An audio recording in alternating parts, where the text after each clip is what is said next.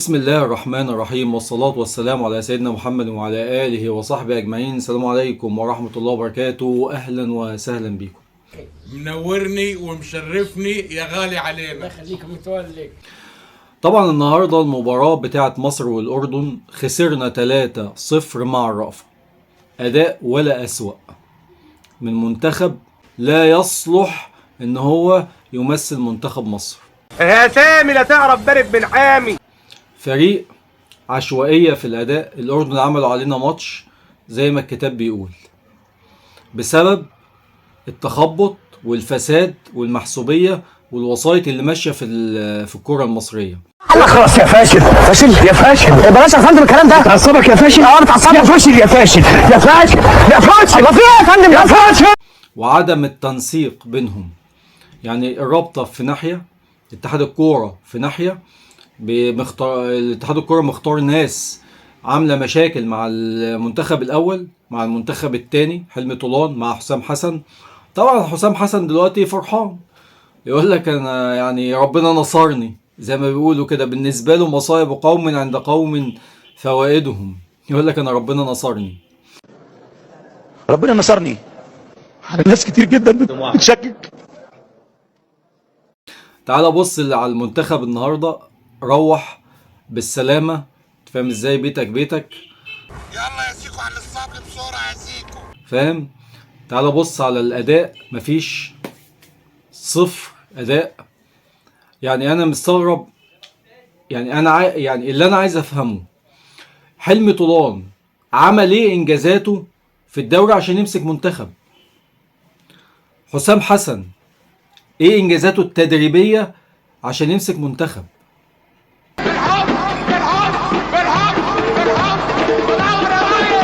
يعني دي حاجات غريبة جدا انا مستغربها والله. يعني ناس كمثلا كسي في مثلا عشان يمسك منتخب، يا اخي ما في مدربين في الدوري المصري احسن من كده كتير جدا معايا. فده يعني اداء ولا اسوأ. هو انا معاك ان مش ده المنتخب الاول، عشان كده ما تقدرش تقول 100% تحمل مسؤولية 100% لحلمي طولان. اللي يتحمل المسؤولية بتاعة الإخفاق اللي أنت شفته دوت اتحاد الكورة والرابطة. ولا الرهوان التاني التاني. ثانكس. نوت التول. اتحاد الكورة لأن هو اختار الناس مش أهل للثقة في المكان ده، مش مؤهلين إن هم يبقوا مسؤولين على المنتخب مصر أيا كان به أو أيا كان. والرابطه لان الرابطه ما بتتعاونش مع اتحاد الكوره ولا بتتعاون مع المنتخبات. الرابطه اهم حاجه الماتشات وتتلعب في ميعادها والسبوبه والقصه اللي بالك فيها، فهي ماشيه كده. اتحاد الكوره بيختار بالحب وبالواسطه، الرابطه ماشيه في اتجاه تاني، اهم حاجه مصلحتهم هم تمشي وتولع الدنيا، مش مشكله. المنتخب التاني زي ما انت شفت كده اداء ولا اسوأ غير يعني. انا عايز افهم، هو كان المنتخب الاول نصفنا في اداء ولعب وكذا عشان المنتخب التاني ينصفنا؟ انا مش عارف، انا مستغرب ليه صحيح. يعني حاجه غريبه، وانا مستغرب، انا متضايق بس مش مستغرب. يعني انا مش مستغرب لان انا كنت متوقع ان ده يحصل، لكن متضايق من المنظر اللي احنا كنا فيه النهارده. اداء سيء جدا، يعني عشوائيه غريبه جدا. منتخب انا مش عارف اللعيبه اللي هو جايبها كمان حلمي طولان دي.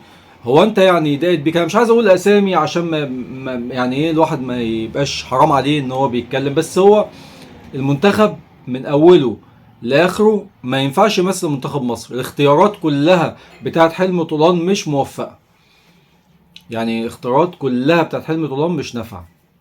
تمام؟ انا مش هقول لك يا جدع ده، يعني حتى اللعيبه كلها كل واحد بيلعب مع نفسه. عندك واحد زي اكرم توفيق بيمسك الكوره بيعمل حاجات غريبه في الكوره. انا اول مره في حياتي اشوف لعيب بيدنه ماسك الكوره لغايه ما تتاخد منه، يعني مستني كده انها تتاخد منه. الكوره دي اتلغت من زمان، بطلوها من زمان. فكره ان انت تاخد الكوره وتقف عليها ومستني مش عارف ايه وتقعد بقى تفكر وتلف وتقعد تلف حوالين نفسك وتلف ما فيش الكلام ده، بطل من زمان. الكوره دلوقتي سرعه، لمسه ولعبه. الكرة دلوقتي بيتلعب فيها قوة. الكرة دلوقتي ما بتعتمدش على اللعب اللي هو على الواقف ده بتاع تعطيل اللعب.